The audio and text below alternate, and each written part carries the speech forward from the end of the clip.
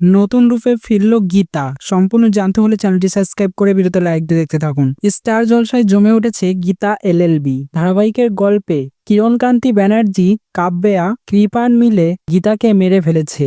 পাহাড় থেকে ফেলে দিয়ে তারা ফাঁসিয়ে দিয়েছে পদ্মকে। কৃপান বলছে, পদ্ম তুমি খুন করেছো গীতাকে। পদ্ম বলছে, না আমি খুন করিনি। গীতার এই মৃত্যুতে কান্নায় ভেঙে পড়েছে গীতার বোন গিনি। যদিও সে তাকে ভালোবাসতো না, তারপরেও গীতা মারা যাক সেটা চাইনি। তবে এবার গীতার ডেড বডি নাকি আনা হয়েছে, সেটাকে দাহ করা হবে। স্বস্তিক তার আগে তার মুখটা দেখতে চায়, সেই জন্য সেখানে যাবে, কিন্তু মুখটা চিনতে পারবে না। মুখটা ক্ষতবিক্ষত হয়ে গেছে। এটা থেকে এটাই প্রমাণিত গীতা মারা যায়নি, গীতা বেঁচে আছে। তাকে অন্য কেউ বাঁচিয়ে নিয়েছে এবং সে ফিরবে নতুন রূপে, নতুন ভাবে। এবং ফিরলেই শাস্তি হবে কিরণকান্তি ব্যানার্জি, কাব্যা, সবার শাস্তি হবে। তো এইভাবেই যদি নতুন রূপে ফিরে আসে গীতা, তোমাদের কেমন লাগবে তাও তো অবশ্যই কমেন্টসে জানি। এখনই সাবস্ক্রাইব করো আমাদের ইউটিউব চ্যানেল। ধন্যবাদ সবাইকে।